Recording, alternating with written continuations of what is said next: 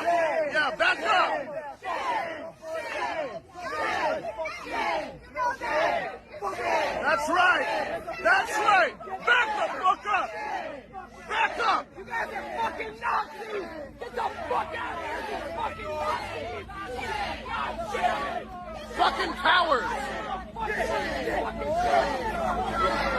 Go! Yeah, get the fuck out! Get the fuck out! Fucking cowards! Cowards! Fucking cowards! Nazi fucking coward! That's right! That's right! Definitely worth a rewatch, I'm sure you'll agree. And bollocks to them.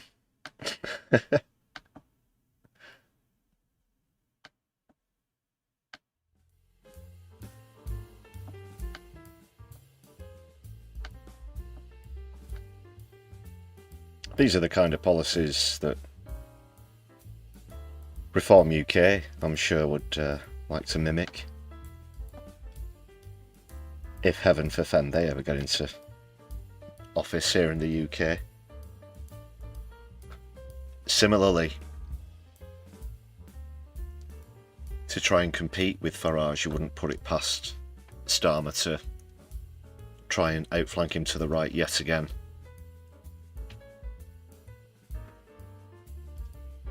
We could see similar scenes here on the streets of the UK. In fact, we have before. I've seen incredible footage of brave people standing up to immigration forces in Britain. And it's often been the case, if you want to see the future, what the future holds for us here in Britain, just simply look at what's happening in the US currently and in the recent past. And if that is particularly foreboding, then you can see why.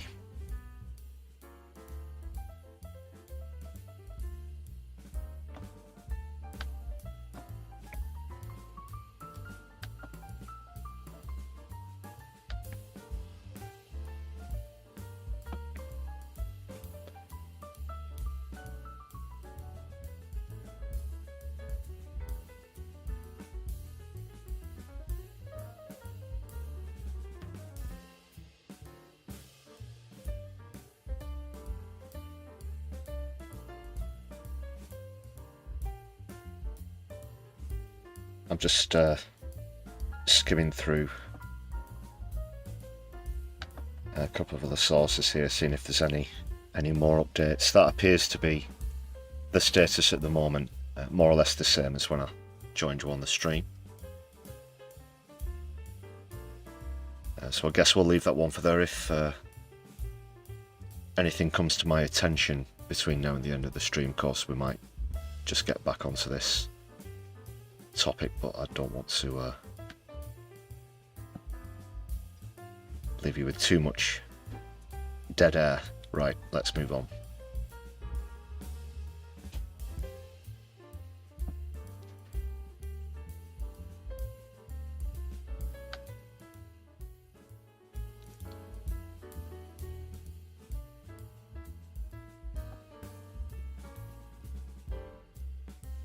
You're right there, Jacqueline. Yeah. Starmer would definitely try and outflank anyone to the right, including someone with a famous toothbrush moustache. There were two of them with very similar names, but the one who was the Chancellor, not the head of the SS.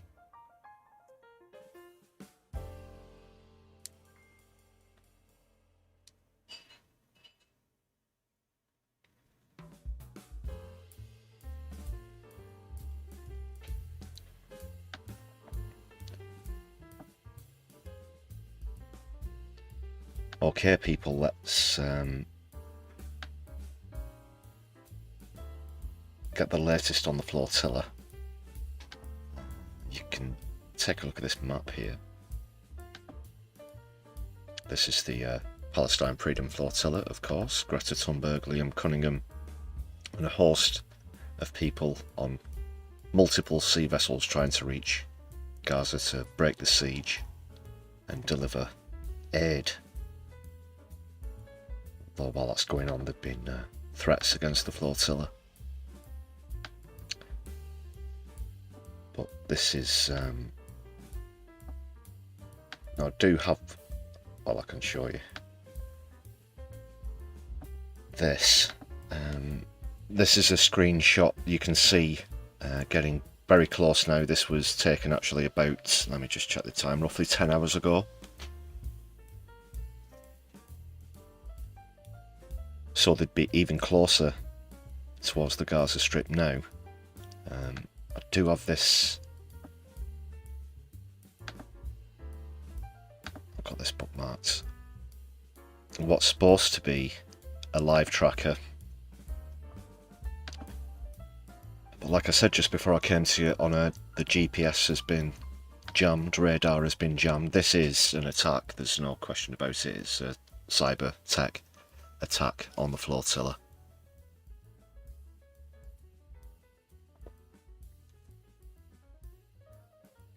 Israel have said that they'll do everything to impede it. They could be met by Israeli naval craft, which of course have no right to blockade Gaza. That's not their land.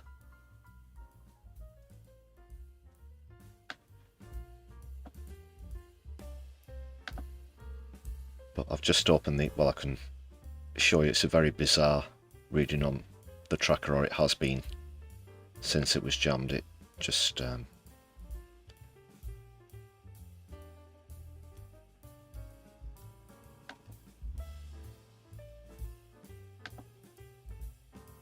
it's kind of strange because it tracks two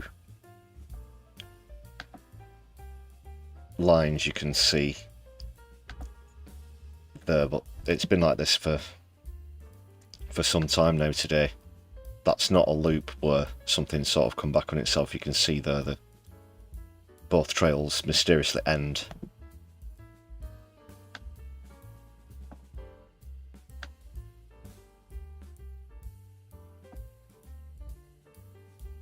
So that's not been functioning normally for a few hours now. I'll try and keep my eye on that. If you hear anything else that comes in, make sure you let me know in the chat. But it's got to be close. It's got to be tonight, that is UK time, when they're due to reach shore.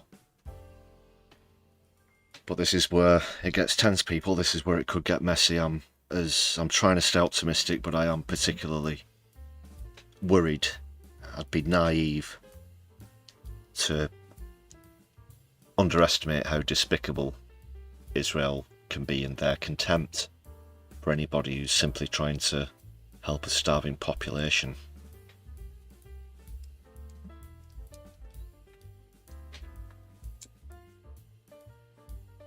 But of course, starving populations is all just part of the Zionist agenda, isn't it? Of course, the grotesquely sick plans for this greater Israel to take over all of Palestine, parts of Jordan, Egypt, Lebanon.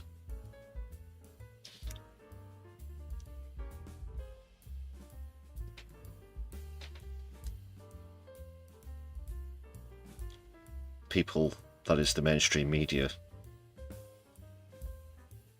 will tell you about Vladimir Putin's apparent plans for if he should reclaim Ukraine, as he did with Crimea, that he would have wider plans for Europe.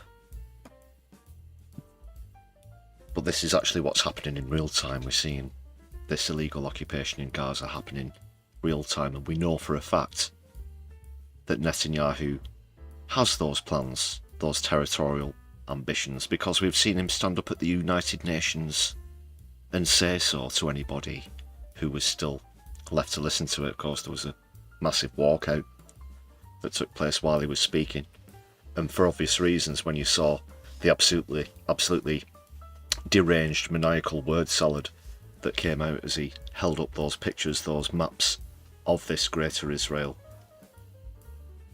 Now, if that isn't an admission of genocidal intent, then what could possibly be perceived to be?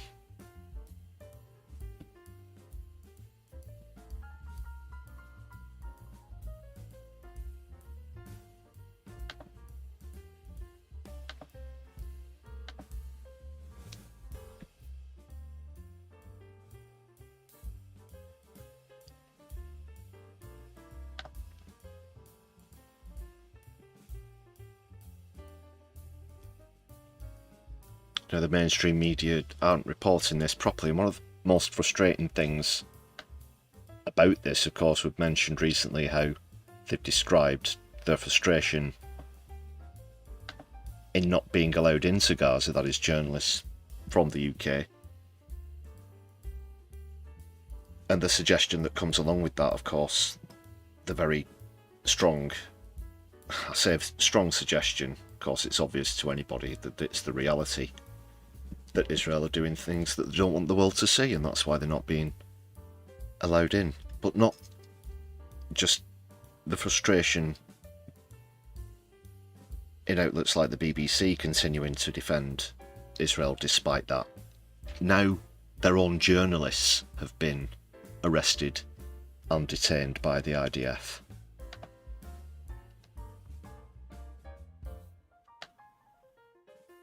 And still they choose to back them. I was talking to someone on social media earlier on about this, actually, the fact that even though this has happened in southern Syria, should point out, which is of course somewhere that Israel has wider plans for territorially as well.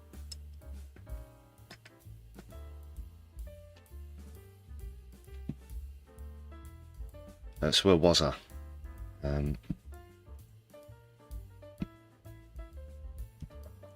Apologies, people. I've got so many things. I've only got one left eye. I need left eyes in the back of my head to keep up with everything happening today.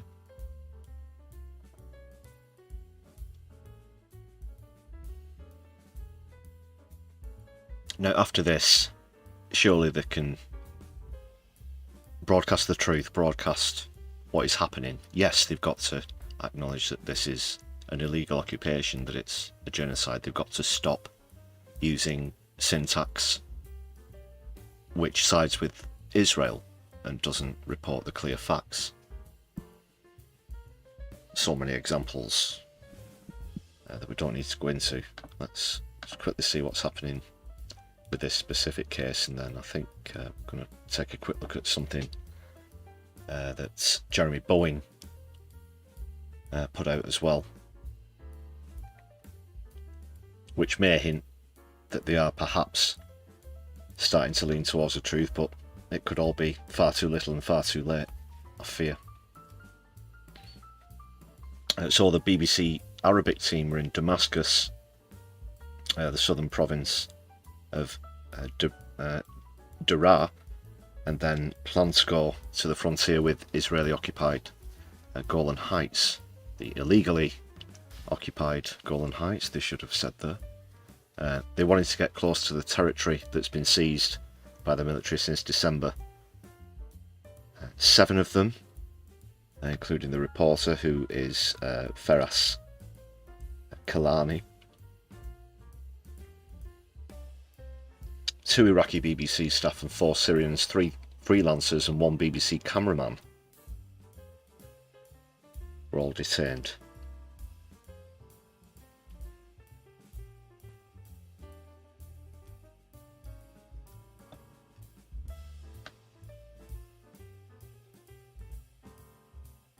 He really is building this up. He's written a bloody novel here.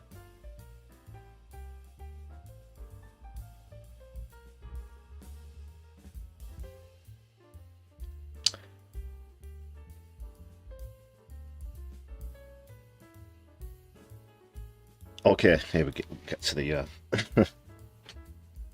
4 Israeli soldiers got out of the car and surrounded them. They pointed their rifles at the reporters' heads and ordered them to place the camera on the side of the road.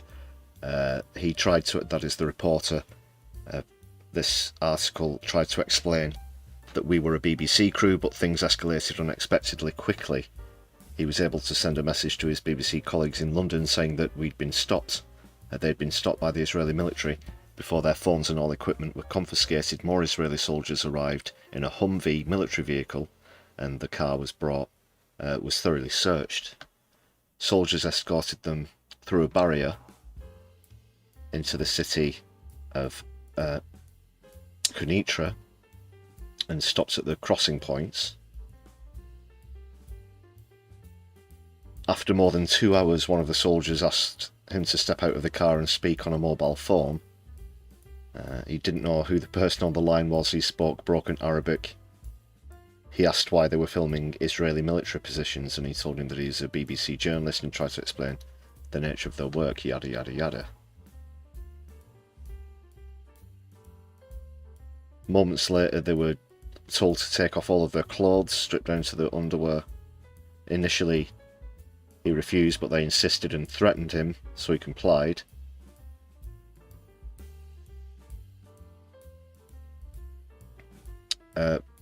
Eventually, when they led him out of the room, he saw his team members tied up and blindfolded and pleaded to the officer to release them. This is the IDF. An officer threatened them with worse consequences if they approached the frontier from the Syrian side once again, and said that they know everything about them and would track them down if any hidden or undeleted photo was ever published.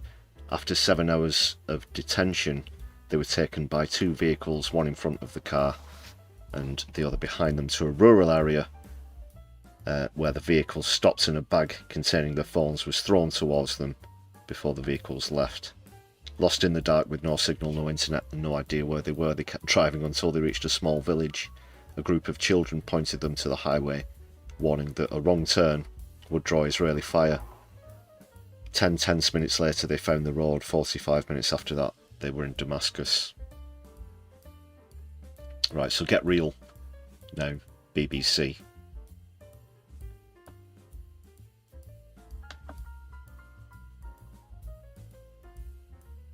If that's not a hint about what's actually going on, then they really are. They're either completely blind or they're totally bought and paid for.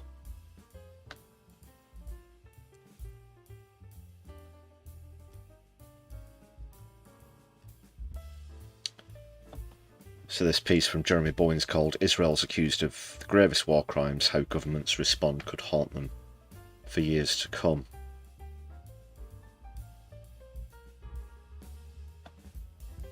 And in it he reminds us at least 181 journalists and media workers have been killed since the start of the war, almost all Palestinians in Gaza, according to the Committee to Protect Journalists.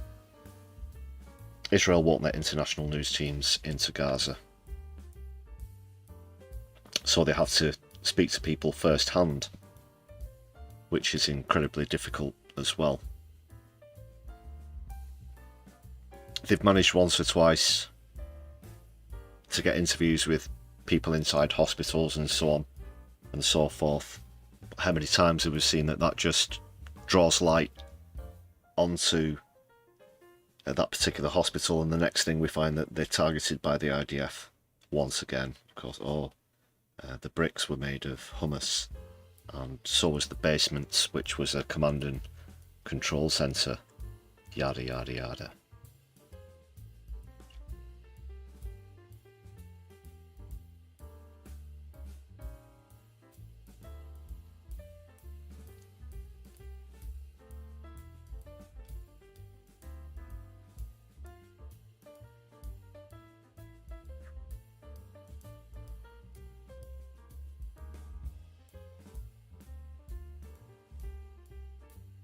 Yeah, it's hard reading the stats, but that sums it up. A failure of humanity.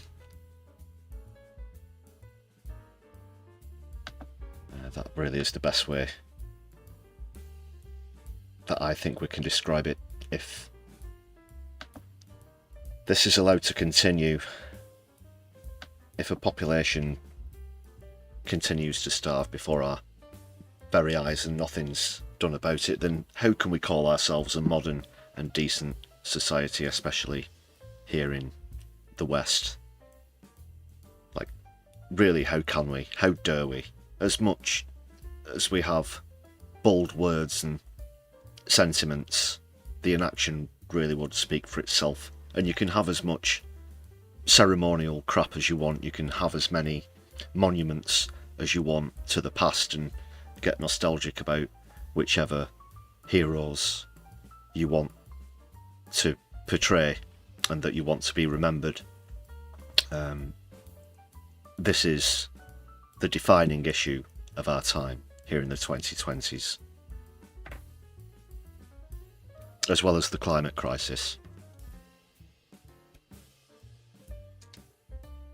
But as I've said before, as we heard Greta Thunberg bring up in that interview before, the two are actually inextricably linked.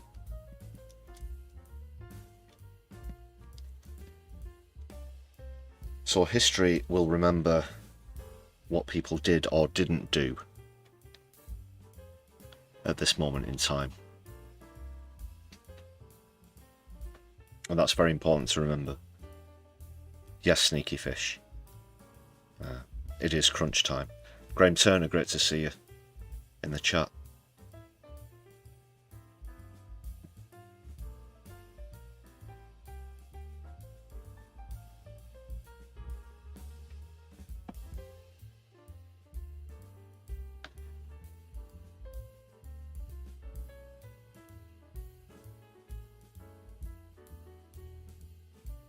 Now that's quite a long article. Won't go through any more of that. You can check, it's on the BBC page, and you can feel free to check out that in its entirety yourselves. But I did bring up Jeremy Bowen on the last live stream as well. Of course, he emphasised the banning of journalists from Gaza.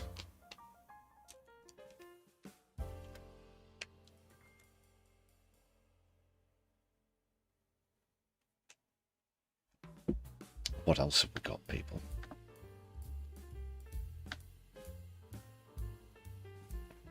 Any more news on the flotilla?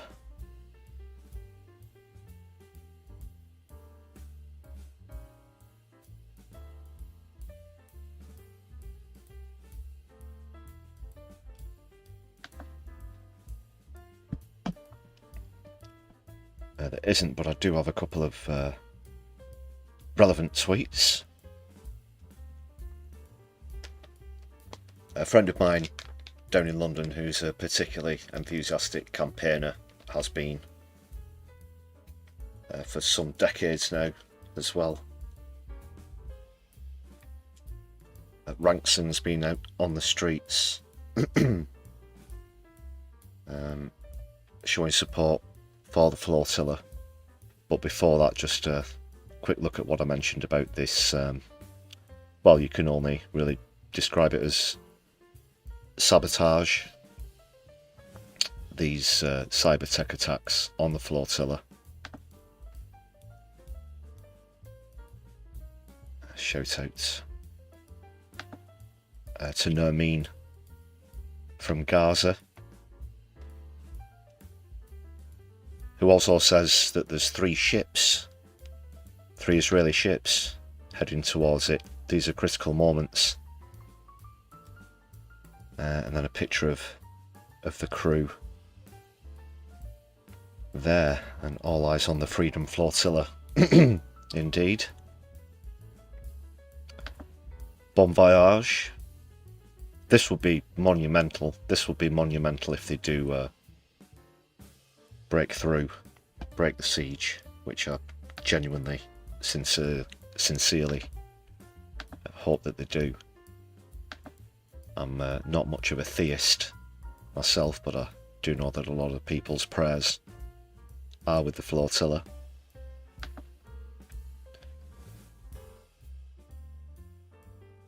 And I'm just loading up this tweet from my friend Rankson.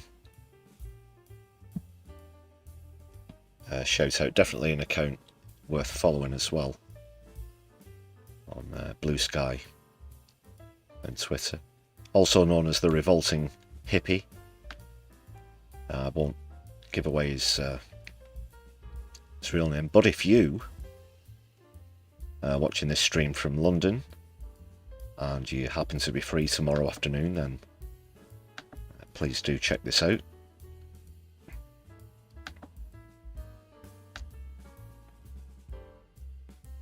So tomorrow, that's Monday the 9th, at 1 PM. There's going to be a protest to put pressure on the UK Foreign Office to keep the flotilla safe and end the aid blockade.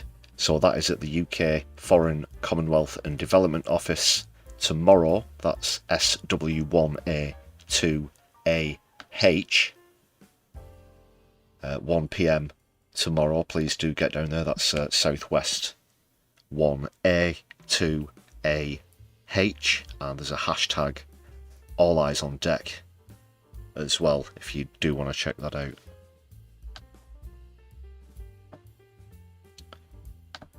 And give Rankson a follow, like I said, at Revolting Hippie. That's the handle, at Revolting Hippie. Not in the disgusting sense, in the social protesting sense, of course.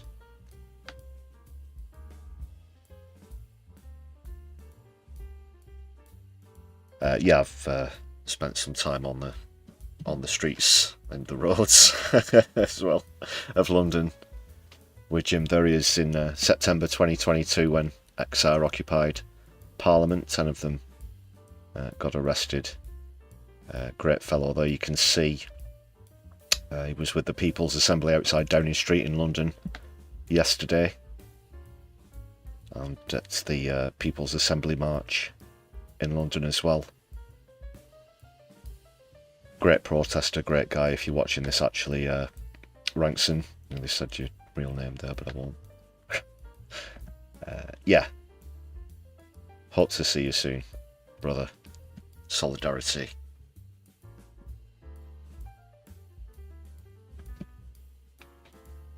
Oh, nice yacht emoji there, Doc. Yeah, that's a good one.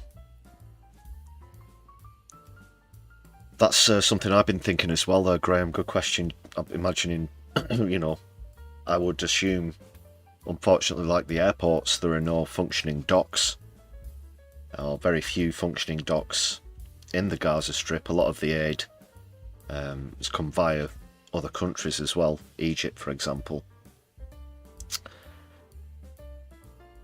So I've been pondering that, you know, there's not going to be a welcoming party where there's going to be you know,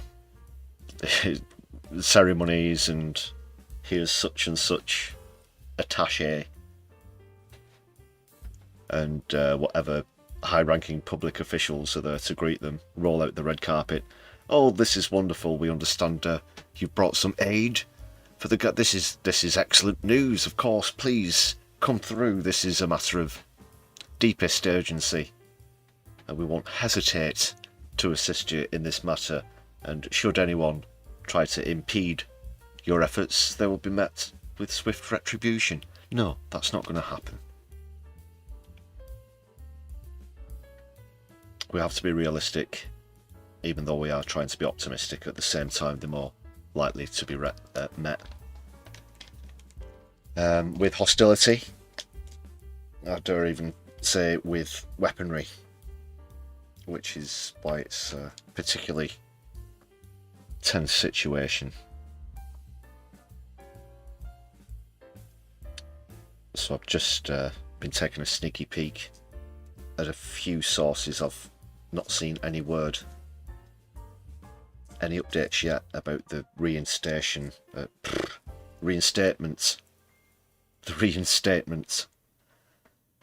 of the GPS signal. So no live tracker.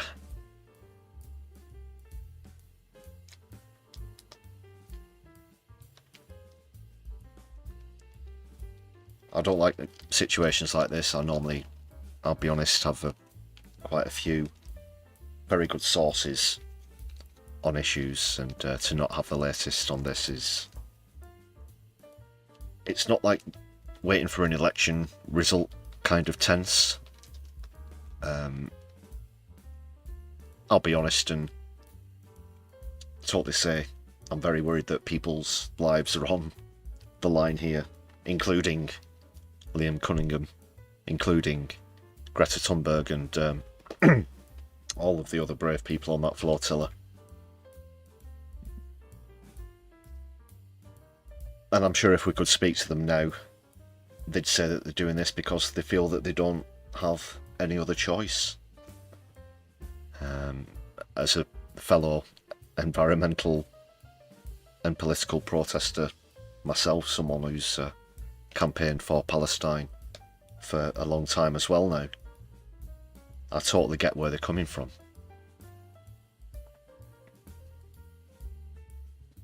And if I had access to a craft, I dare say I'd be out there with them, as risky as that might be.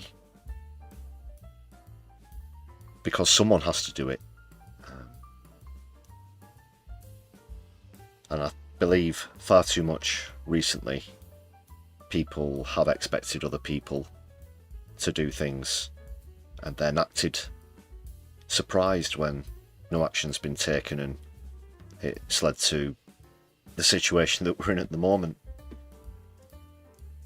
The only way that you can remedy that, to make sure that somebody does do that, is to do something about it yourself, if you have the means to do so, if you have the capability to do so. Not everybody can, but in a lot of cases it might just be a matter of taking 1 or 2 days away from your normal life, and obviously that reaps a lot more benefits in the future. It's definitely worth doing. So whatever you choose to rise up against, you know, you do have to consider that. And this flotilla in particular is a very peaceful endeavour. It seeks to bring food. It's for something positive. It's not there to start a fight.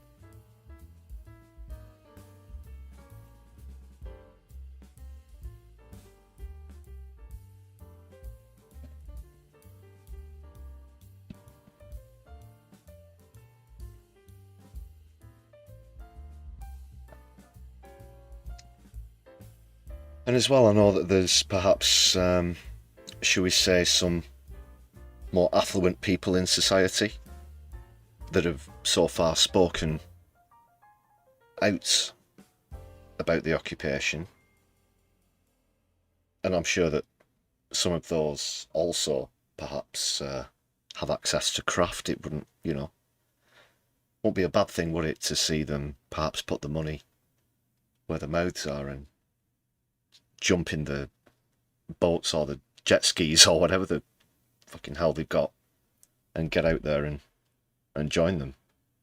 I'm not exactly falling over a bunch of naval craft here at the moment, people, I do have to be honest.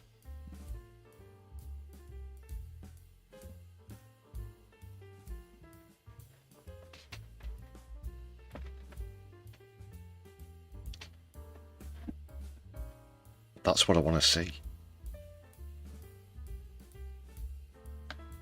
I think that Greta and Liam have done a very good thing in using their platform in this way, so this should encourage more actual action.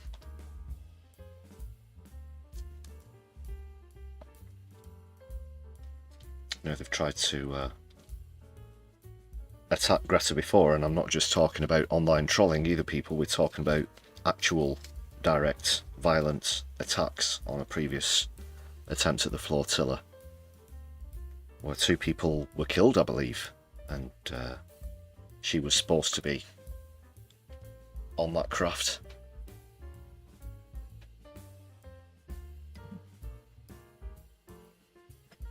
I'm genuinely quite nervous here, people, about this, because it's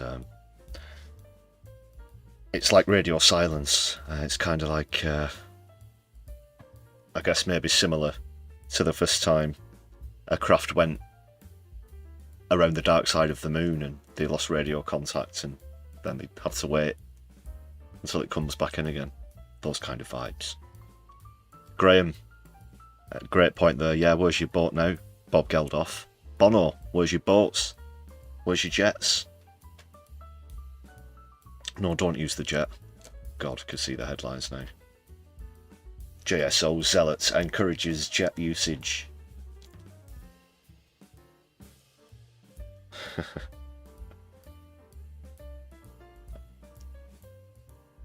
And a further great follow-up question as well, where's our Navy? Yeah, that's something else that I think should be happening.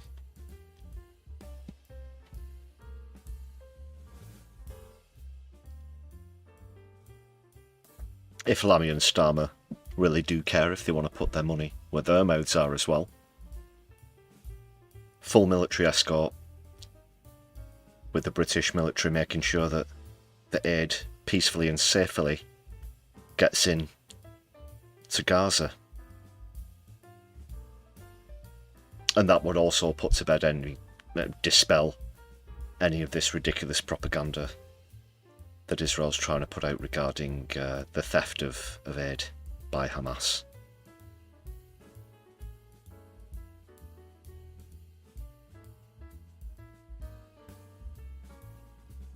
And then you can see it now. You can see it now.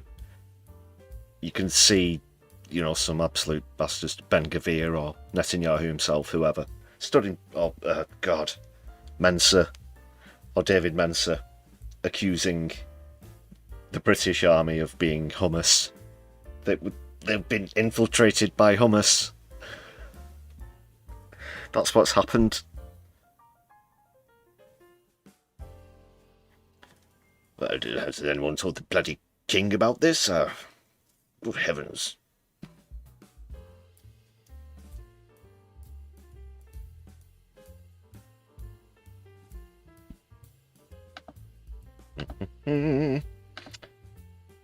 Oh, so much to monitor this evening, people. I'm just quickly going to go back to the Los Angeles feed.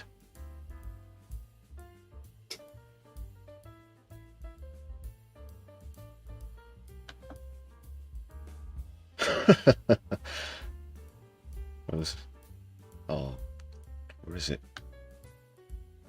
I just have to go back out to the. I'll show you this placard.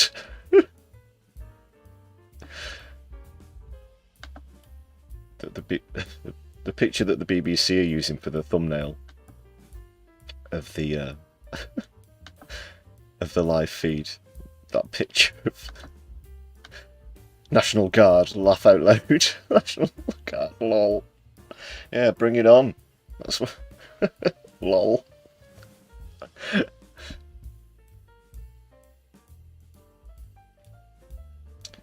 You notice how generally people on the left always spell the placards correct as well. We've seen some atrocities before from Trump fans, haven't we? With spelling. Doesn't look like there are any more developments. I just know as soon as I come off the stream, and now it's all kicking off. Unfortunately, I can't stream deep into the wee small hours this evening.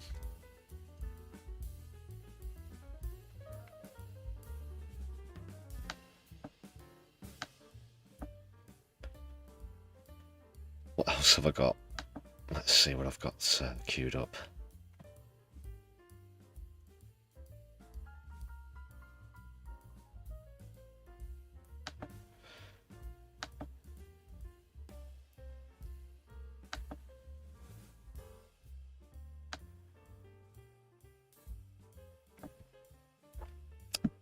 Ah, yes, of course, there was this I wanted to show you.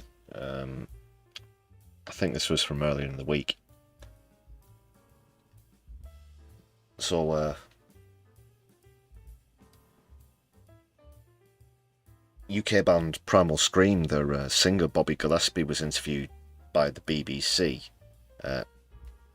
Bobby Gillespie is another celebrity, of course, has been outspoken about the atrocities in Gaza. Now, the interviewer tried to back him into a corner and tried to be very clever, but Bobby Gillespie was even wilier in his responses to these questions that I'm sure the BBC reporter, which I think is it Victoria Derbyshire, that she tried to use. And his responses are even better. He obviously completely rejects any suggestion that what Israel is doing in Gaza is legitimate at all. So if you've not seen this already, please do enjoy. Wonderful stuff from Bobby Gillespie from Primal Scream. Eurovision Song Contest in Tel Aviv. Oh, yeah. Madonna's going to play. Well, Madonna will do anything for money. You know, she's a total prostitute, and I'm not nothing against prostitutes, but I think, you know, the whole thing is set up to just, you know, it's set up to normalise the, you know, the state of Israel and you know, and its disgraceful treatment of the Palestinian people. And by going to perform in Israel, I think what you do is you normalise that. So, you know, Primal Scream would never perform in Israel. And I think Madonna is just desperate for publicity, desperate for the money because she'll be getting paid. They pay very, very well. This suddenly gets into difficult territory because you believe in the state of Israel's right to exist, because this is what the big argument is. That No, I believe in the rights of the Palestinian people. And the rights of the Israelis. Stolen land. I just ask this one question, which is, if you do not believe in the right of the state of Israel to exist, do you understand why you're then being seen as anti-Semitic? I'm not anti-Semitic at all. All my heroes are Jews. Karl Marx, Bob Dylan, Okay. the Marx Brothers.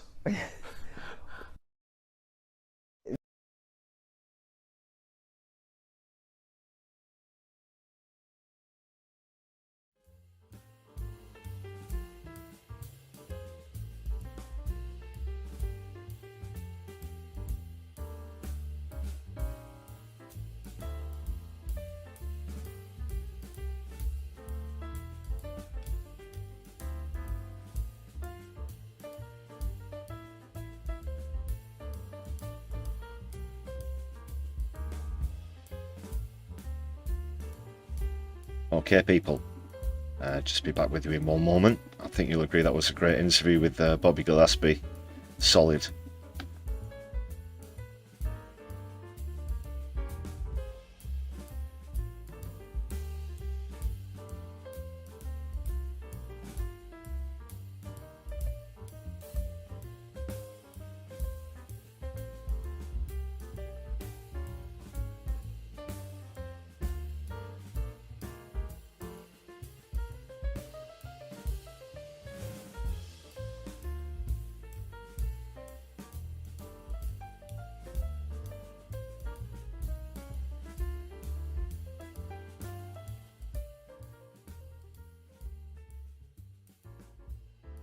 Okay, people. Yeah, Bobby wasn't having any of this. Israel's got the right to defend itself.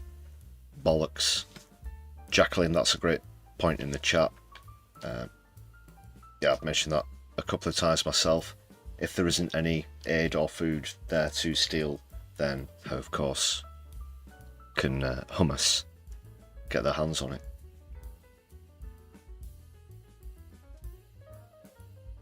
Floor Snake, thanks for joining us in the chat. Great to see you as well. Solidarity this Socialist Sunday. Just topping up my drink. One sec.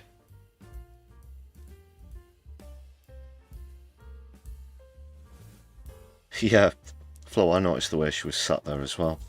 It's a bit odd. But just is the way he said, it's not their land. It just so plainly, so obviously, you know, are you ridiculous? Are you stupid? This is, of course, not their land. You can't entertain the fact that it is for 1 second. You're right there, Odin. They repeat the mantra that they have the right to exist, but it is fundamentally, legally, historically, biblically untrue as well. Yeah, whichever way you cut it. Whatever Israel say, for a start, no country can be exclusive to one particular religion.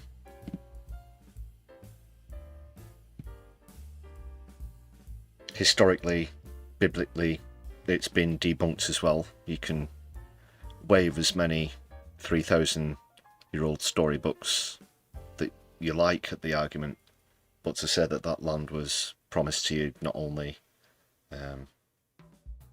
isn't morally acceptable, it's not historically acceptable, and it's not acceptable from a theistic viewpoint either.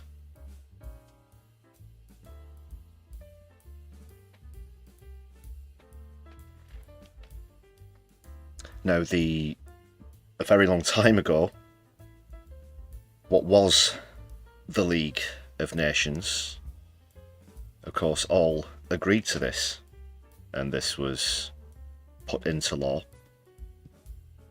international law, and Israel have been violating laws ever since.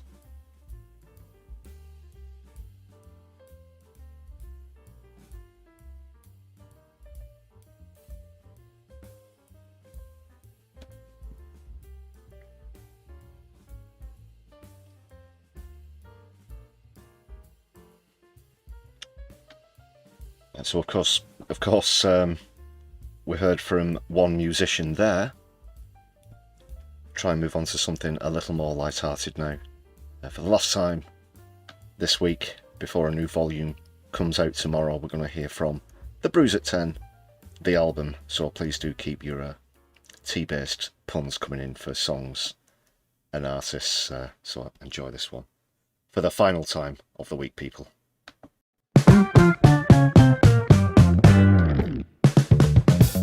Do you like a hot, tasty beverage with your music? Then my left eye has got a treat for your ears. The Bruise at 10, the album. All your favourite beverage-based hits from the 1960s to now, all in one place. Volume 9 is now available, featuring The Only Way Is Cup, Yaz, No Diggity, Black Street, I Would Brew Anything for Love, But I Won't Brew That, Meatloaf, Stir It Up, Patti LaBelle, Cuptown Girl, Billy Joel, plus many more. Order now.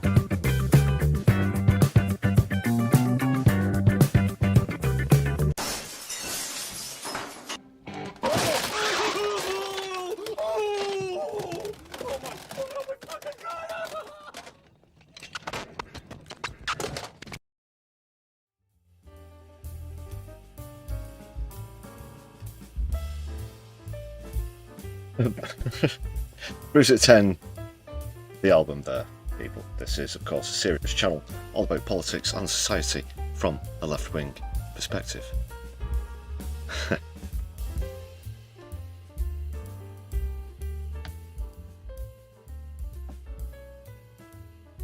Okay, stick around, people, even though I'm getting towards the end of the stream here.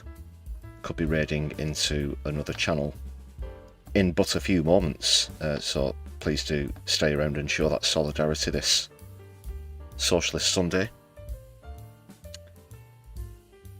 Whilst I do that, I want to give another shout out to the members on the channel.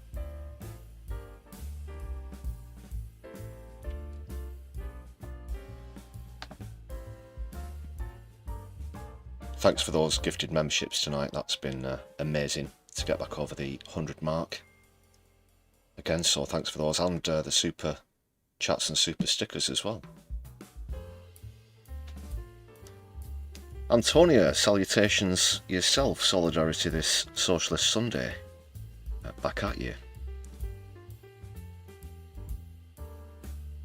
Just getting towards the end of the Sunday stream, but if you're only just joining us, feel free to catch up with the rest.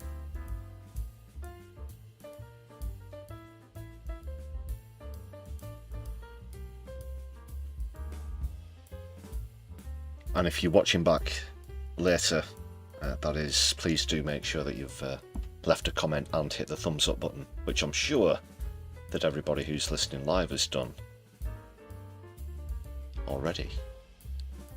Am I right, people?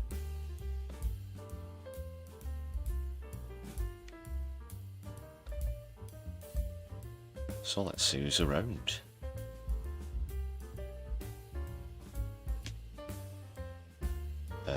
Just one live at the moment. Got quite a few upcoming, but we'll be going into the Vanguard, which is a very successful US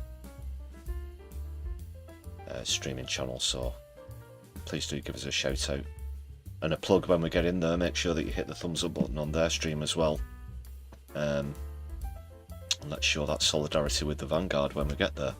Speaking of solidarity, Graham Turner, thanks for that very generous super chat as well. You're very welcome for the stream. Thanks for joining me once again. I really do appreciate that support. Lefty of the Box alive. Would that be preferred? We're not going into Super Tansky. No. No, we're not going into Super Tansky. I dare say we might get into it. Did I ever mention, I think it was my original personal Twitter account, not for My Left Eye, which has only ever had one Twitter account. But it was blocked. I managed to get blocked by her, I would say, around the time of the Labour leadership contest. Yeah, it was sort of circa then, circa COVID. I remember. So we're not going to Super Tansky.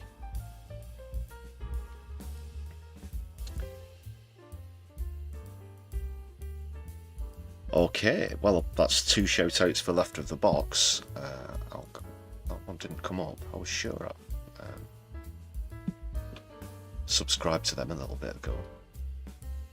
Unless it's the case that you need permission to raid.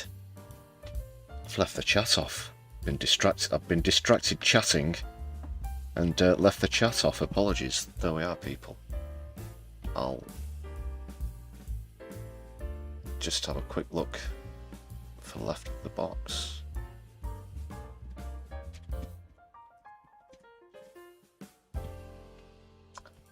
I see what they're doing there. Do they mean the dispatch box?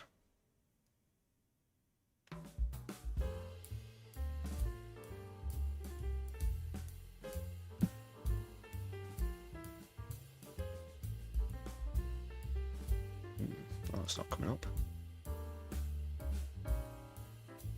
Is that the handle, Left of the Box?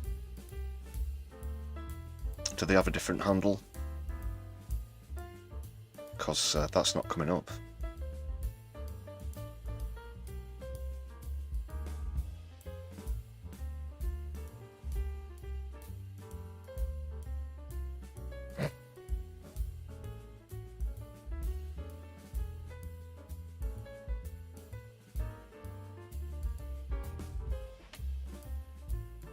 I'm getting this confused with another channel.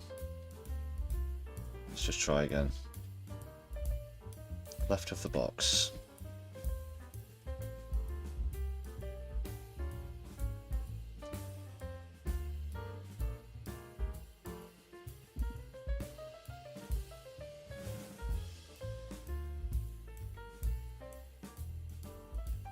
Ah, got it. American on American violence. They're going to be talking about, and Carney in a coal mine. That's good. Right, yeah, so we'll go there. We got there eventually. Found them.